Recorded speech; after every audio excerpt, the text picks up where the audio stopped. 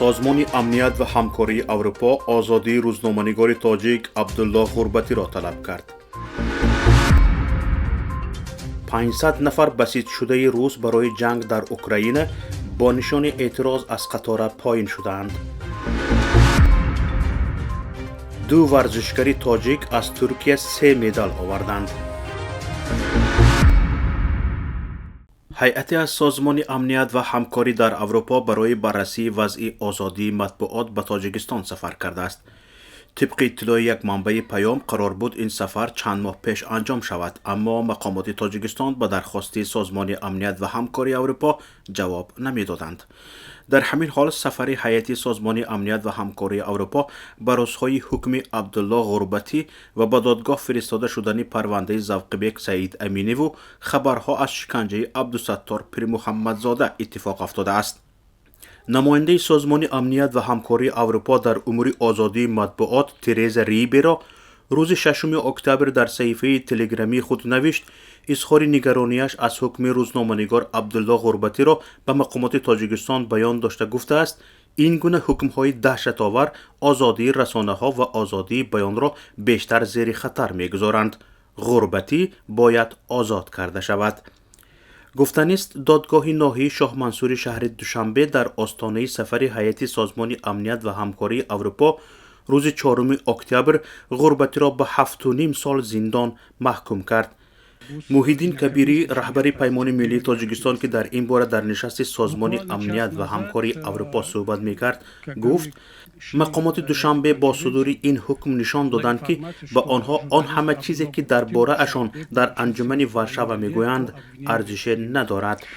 Я считаю, что это демонстративный приговор журналисту, это демонстрация полного игнорирования обязательств Таджикистана перед ОБСЕ и международными организациями, а также сильный месседж всем нам, в том числе таджикским участникам этого мероприятия, государствам-членам, что мы в Варшаве можем обсуждать проблемы в Таджикистане, а таджикская власть будет делать то, что хочет, поскольку чувствует безнаказанность за свои деяния в Таджикистане.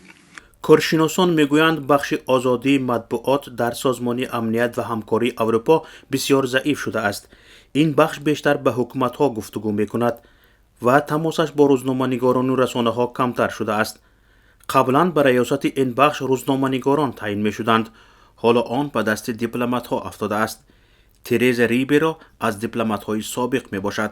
به گفته کارشناسان به این دست مقامات تاجیکستان به این دعوت ریبرا توجه کنند و محال است کمترین تاثیر به مرافعه و حکم 6 روزنامه‌نگار بازداشت شده دیگر تاثیر رساند. حدود 500 شهروند روسیه که برای اشتراک در جنگ اوکراین بسیج شده‌اند با نشر ویدیویی گفتند در یک شرایط حیوانی نگهداری می‌شوند. این ویدیو شام چهارشنبه 5 اکتبر به شبکه‌های اجتماعی راه یافت. در نوار انبوه نظامیان مسلح دیده می‌شوند که می‌گویند از قطاره بلگراد پایین شده‌اند. بسیج شده ها گفتند نمی‌دانند که به کدام قسم نظامی تعلق دارند و آنها را به کجا می‌فرستند. همچنین همه لوازمات ضروری را از حساب خود خریده اند. مکان و زمان دقیق ثبت نوار معلوم نیست.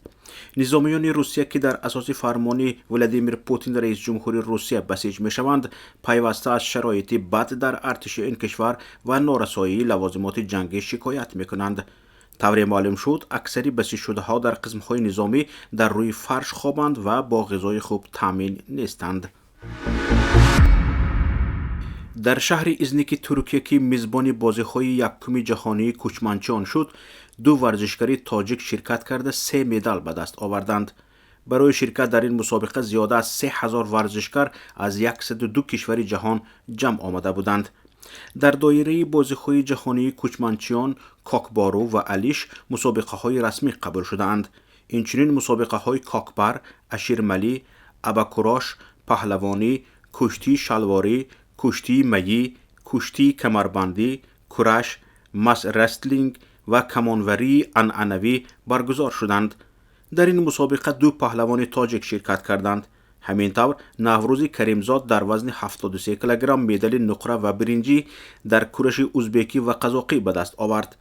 در وزن 81 کیلوگرم میرزا جمیل رمضانوف در نمود کورش مدال برنجی گرفت.